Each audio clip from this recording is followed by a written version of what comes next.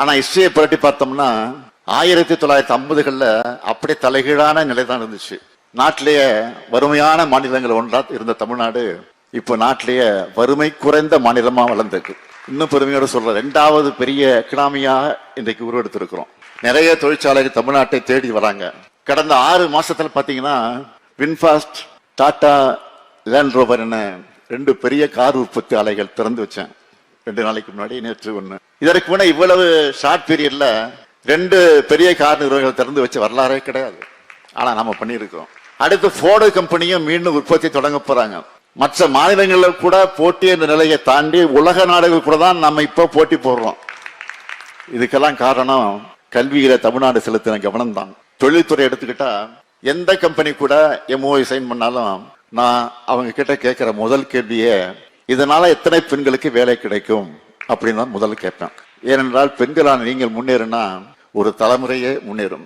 நீங்க ஒவ்வொருத்தரும் படிச்சு நல்ல வேலைகளுக்கு போனா உங்க தலைமுறையே முன்னேறும். இந்தியாவிலே அதிக அளவிலான பெண்கள் தொழிற்சாலைகளை பணிபுரியக்கூடிய மாநிலமா, யாரும் எட்டி பிடிக்க முடியாத உயரத்தில் தமிழ்நாடு இருக்கு. இது இன்னும் உயர்ந்து தமிழ்நாட்டில் உள்ள எல்லா பெண்களும் வேலைக்கு போகக்கூடிய நிலைமை வரணும். அதுக்கு உங்களுக்கு என்ன தேவையானாலும் சொல்லுங்க, நான் செய்வதற்கு தயாராக இருக்கேன். நிச்சயம் உங்க வளர்ச்சியில நான் உங்க கூட இருப்பேன். அதே போல உங்க ஹெல்த்தையும் பார்த்துக்குங்க. இப்ப கூட 14 வயசு உள்ள பெண் குழந்தைகளுக்கு கருப்பை வாய் புற்றுநோய் தடுப்பூசி போட்ட திட்டத்தை தொடங்கி வச்சிருக்கு. இந்தியாவில் வேற எங்கும் கிடையாது. இது நாம தான் ஃபர்ஸ்ட். வெளியில போய் போட்டா 14,000 ரூபாய் ஆகும். இந்த தடுப்பூசி அரசே கட்டணம் இல்லாம இப்ப செலுத்துறோம். இதை பத்தி உங்களுக்கு தெரிஞ்சவங்க கிட்ட நீங்க எடுத்து சொல்லுங்க. இவ்வளவு நேரம் நான் பேசுனதெல்லாம் அட்வைஸா நினைச்சிடாதீங்க. நீங்களும் எனக்கு மகள்கள் போலதான். மீண்டும் சொல்றேன், நீங்களும் எனக்கு மகள்கள் போன்றதுதான்.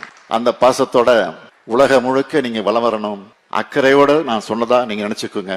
இது போன்ற நன்றி தெரிவிக்கக்கூடிய விழாக்களை விட நீங்க எல்லாரும் நல்லா படிச்சு வாழ்க்கையில முன்னேறினா அதுதான் நீங்க எனக்கு செலுத்தக்கூடிய உண்மையான நன்றி.